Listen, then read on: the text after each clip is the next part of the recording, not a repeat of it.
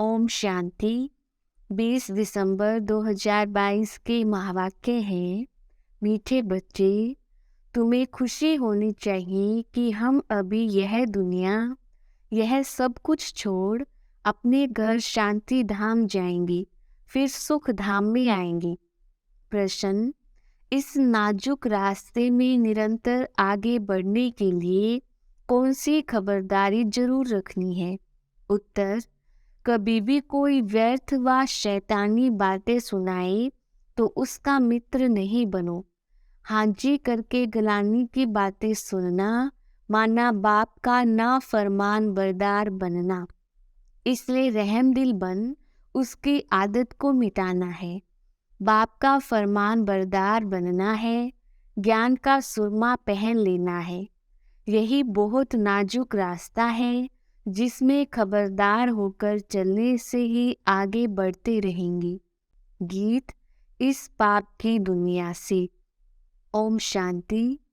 मीठे बच्चे, अब तुम समझदार बने हो और फील करते हो कि पहले हम कितने बेसमझ थे। यह भी समझ में नहीं आता था कि यह पतित दुनिया है और इसी भारत में जब देवी देवताओं का राज्य था तो पावन सुखी थी, उसमें कोई दुख की बात नहीं थी। परंतु यह भी निश्चय नहीं होता था कि स्वर्ग में सदैव सुख होगा। स्वर्ग का किसको पता नहीं था।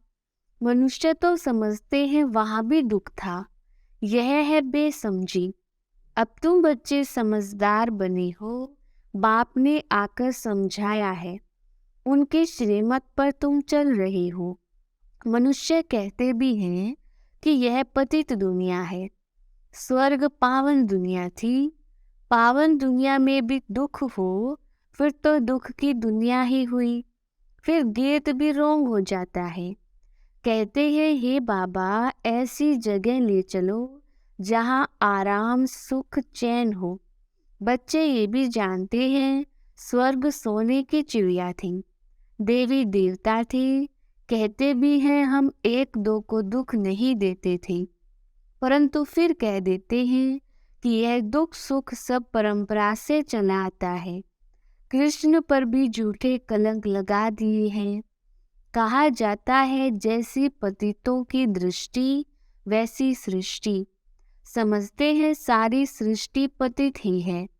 इस समय उनकी दृष्टि ही पतित है तो सारी सृष्टि को ही पतित समझते हैं।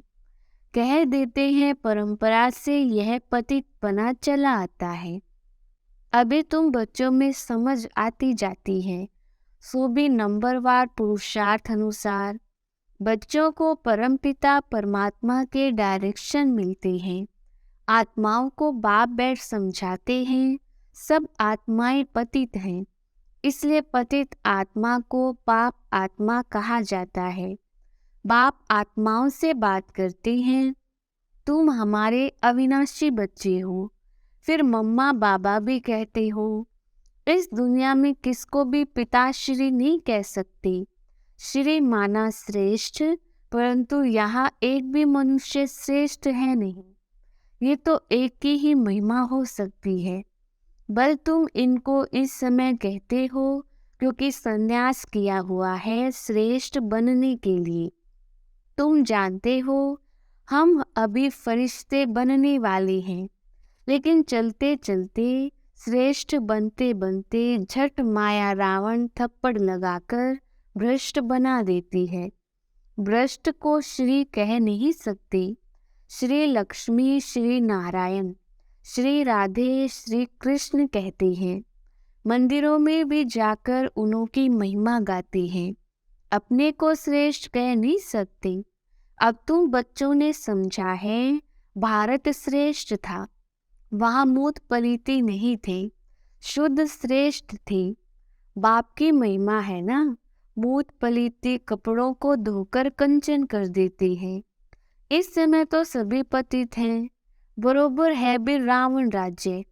मनुष्य रावण को वर्ष वर्ष जलाते हैं, परंतु जलता ही नहीं, फिर खड़ा हो जाता है। ये भी मनुष्यों को समझ में नहीं आता। जबकि जला देते हैं, फिर हर वर्ष नया क्यों बनाते हैं? इससे सिद्ध होता है रावण राज्य गया नहीं है।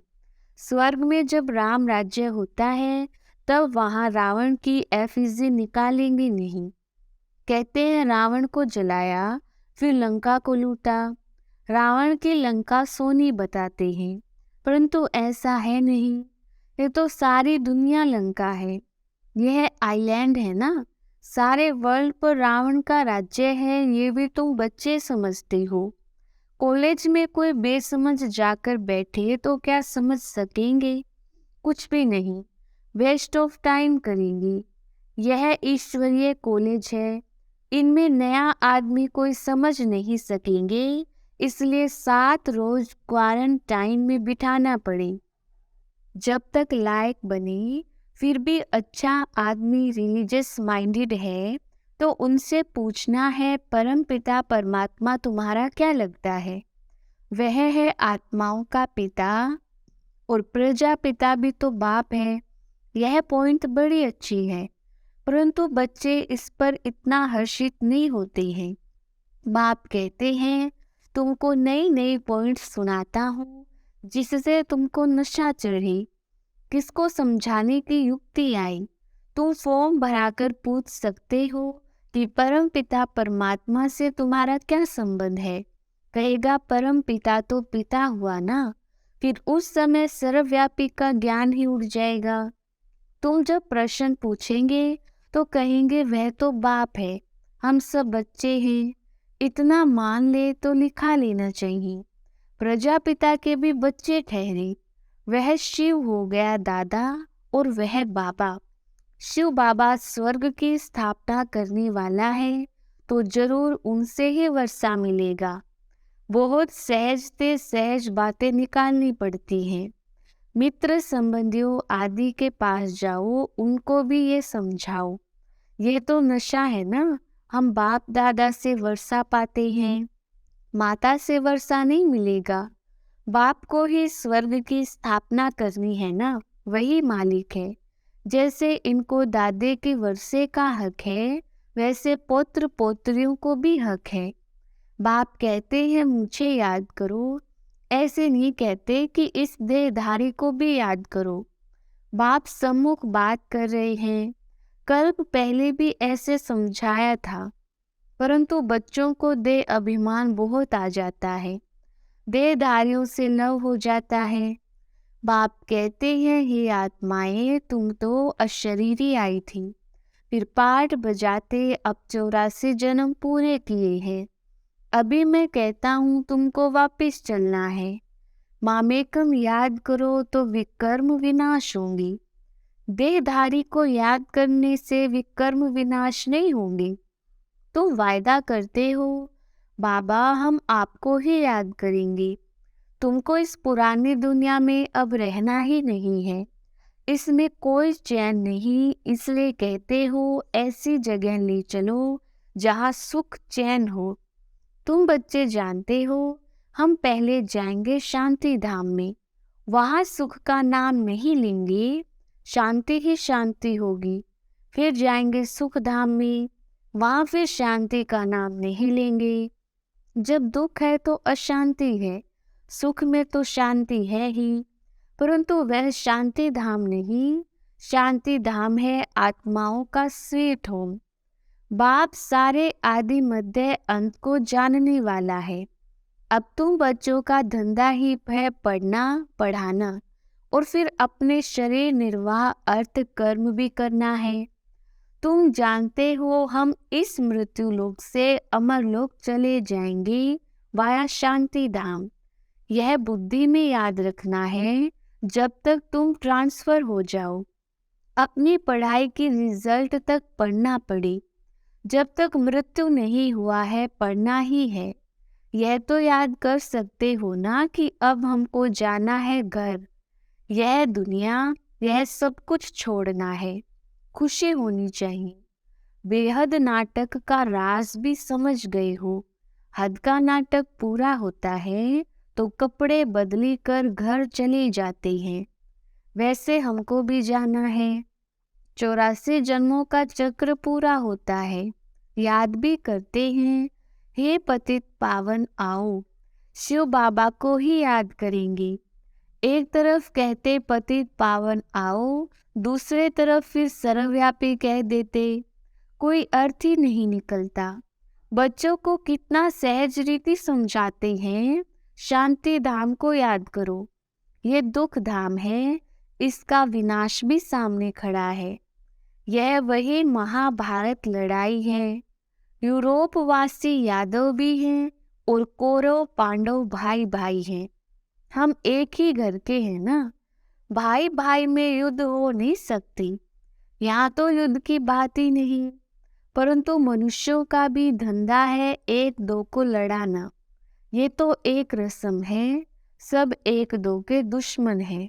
बच्चे बाप का दुश्मन बन पड़ता है।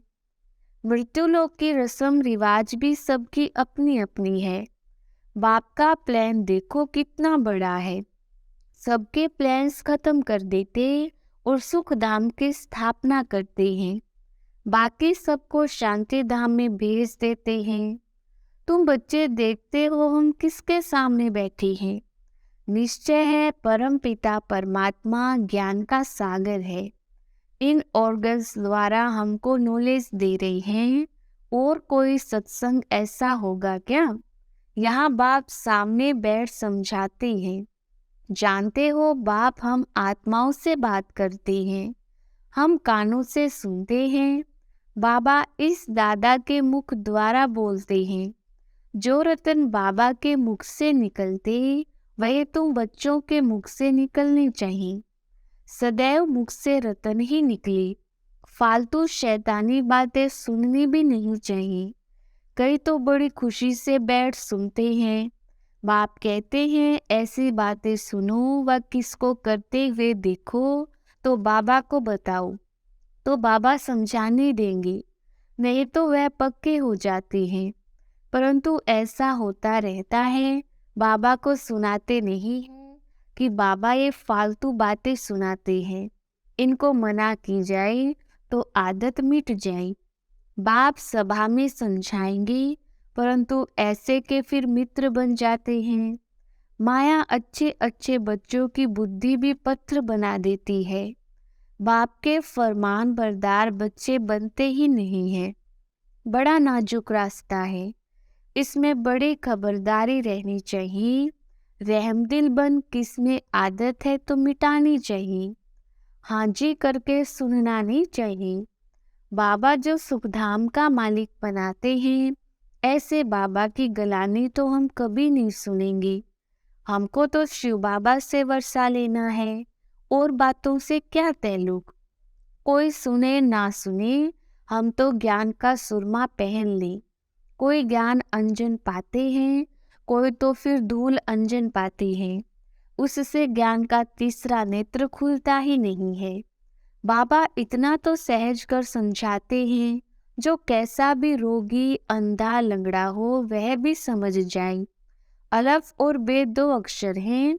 बाप समझाते हैं बच्चे, मित्र संबंधियों आदि से भी दोस्ती रखो, बहुत मीठा बनो। तुम्हारा काम ही है बाप का परिचय देना। भले दुश्मन हो तो भी मित्रता रखनी है, बहुत मीठा बनना है। बाप कहते हैं तुमने आसुरी मत पर मुझे कितनी गाली दी है, मेरा अपकार किया है, फिर भी मैं तुम पर कितना उपकार करता हूँ। ईश्वर का अपकार होना भी ड्रामा में नूंद है। तब तो कहते हैं यदा यदा ही, आया भी भारत में है, समझा भी रही है। बच्चों को हर एक बात अच्छी रीति समझानी है। किसके तकदीर में नहीं है तो फिर वही आसुरी धंधा करते रहेंगे। यहाँ से बाहर गए और इन बातों को भूल जाएंगे। निंदा करते करते ये हाल हो गया है। अब यह निंदा करना तो छोड़ दो। तुम्हारा नाम तो लिखा हुआ है प्रजापिता ब्रह्मा कुमार कुमारियाँ। समझ जाएंगे शिव के पोत्रे पोत्रियां ठहरे, जरूर स्वर्ग का वर्षा मिलता होगा। भारत को स्वर्ग बनाते हैं, अब नहीं है फिर अब बनता है। सतयुग में सिर्फ सूर्यवंशी ही थे, अब तुम बाप को याद करो तो विकर्म विनाश होंगे और वहां पहुंच जाएंगी। कितना अच्छी रीति समझाते हैं। तुम बच्चों को भी सर्विस करनी है, परंतु पहले अपनी वृत्ति भी अच्छी चाहिए। सिर्फ पंडित नहीं बनना है। पक्के योगी राज ऋषि होंगे तो दूसरे को तीर लगेगा। खुद में ही कोई कमी होगी तो दूसरे को बोल नहीं सकेंगे। लज्जा आती रहेगी, अपना पाप अंदर खाता रहेगा। हर बात के लिए बाबा समझाते बहुत अच्छा है। कल्प पहले भी ऐसे ही समझाया था।